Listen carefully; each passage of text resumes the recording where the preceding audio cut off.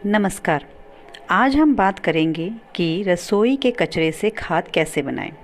चेतनालय north zone में रसोई के कचरे से खाद बनाने का अभियान शुरू किया गया है, जिसमें जहांगीरपुरी में 5-5 महिलाओं के 6 ग्रुप, मुकुंदपुर में 5 एनसीपी के बच्चों के ग्रुप और भलसवा में एसएचजी की कुछ महिलाओं द्वारा खाद बनाने का काम शुरू किया गया है।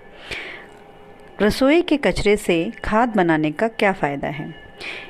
यह हमारा कर्तव्य है कि हम पर्यावरण को स्वयं के बल पर सुरक्षित और स्वच्छ रखें। इसलिए हमें समय समय पर पर्यावरण को बचाने के लिए उपाय करते रहने चाहिए। खाद बनाना या कंपोस्टिंग क्या है? कंपोस्टिंग एक ऐसी प्रक्रिया है जिसमें ऑर्गेनिक या कार्बनिक पदार्थ या खाद्य कूड़े को पानी, वायु की मदद से सूक्ष्म जीव खाद के रूप में बदल देते हैं। यह खाद घर या खेतों में उगने वाले पौधों के लिए अच्छा होता है, और क्योंकि इसमें किसी भी प्रकार का रासायनिक पदार्थ नहीं होता, तो यह हमारी मिट्टी के स्वास्थ्य के लिए भी लाभदायक होता है। खाद बनाने के लिए 4 चीज़ों का होना बहुत आवश्यक है, जैसे सूखी पत्तियाँ, मिट्टी, कागज़ की मदद से, जिसमें हमें खाद बनाने के लिए कार्बन मिलता है। दूसरा, बचे कुचे फल और सब्जियों का कचरा, जिससे खाद बनाने के लिए नाइट्रोजन मिलता है। तीसरा, वायुमंडल, जिससे हमें ऑक्सीजन प्राप्त होती है। चौथा है पानी की सही मात्रा, जिसमें लस्सी, खट्टी दही या फिर गौमूत्र का इस्तेमाल भी किया जा सकता है, ताकि ये सभी इकट्ठी की गई चीज़ों को सड़ाने के काम आ सके, जिससे कि खाद बनती है। जिन लोगों को खाद बनाने की ट्रेनिंग दी गई थी और जो लोग खाद बनाने की प्रक्रिया में हम लोगों से जुड़े हैं, उन लोगों ने रसोई घर के गीले कचरे जैसे बची कुची सब्जियां, बचा हुआ खाना आदि कचरे को एक अलग कूड़ेदान में इकट्ठा किया।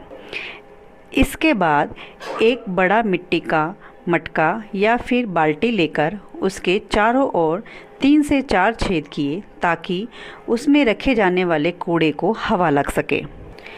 अब उस बर्तन में सबसे पहले लकड़ी के बुरादे की परत, उसके बाद हरी पत्तियाँ, फिर सूखी पत्तियाँ, फिर हरी घास, उसके बाद फल व सब्जियों के छिलके जो कि महिलाओं ने इकट्ठे किए थे, फिर सूखी पत्तियाँ, और आखिर में दही, लस्सी या फिर गौमूत्र भी डाल सकते हैं।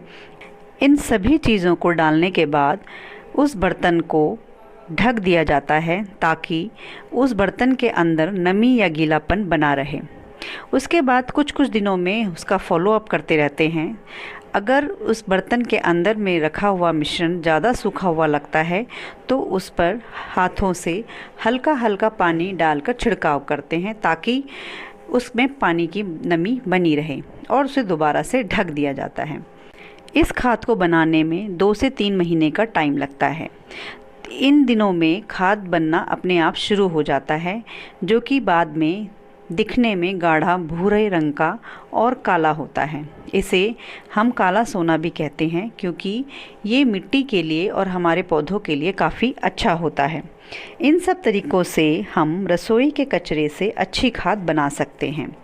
आशा करते हैं कि हमारे द्वारा किया गया ये एक छोटा सा प्रयास आगे जाकर हर घर में अपनाया जाएगा, जिससे हमारी पृथ्वी को स्वच्छ और हरा भरा बनाने में हम कुछ हद तक कामयाब हो जाएंगे। हमारी एनसीपी का नाम है इच्छा एनसीपी, और आज हम किचन के बेस्ट चीज़ों से खाद बनाना सीखेंगे कि कैसे सीखते हैं और कैसे बनाते हैं।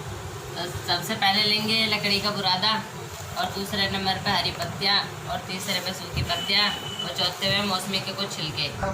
और किचन के बेस्ट सामान, आलू के छिलके, तोरी के छिलके, गोभी के छिलके, और फ्रूट में केले के छिलके, और मौसमी के छिलके, और संतरे के छिलके।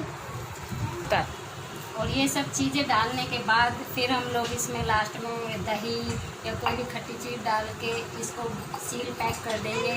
उसके बाद इसको 2 महीने के लिए ऊपर छत पे ढक के रख देंगे, ताकि ये अच्छे से ये इसका खाद बन पाए। 1 महीने होने।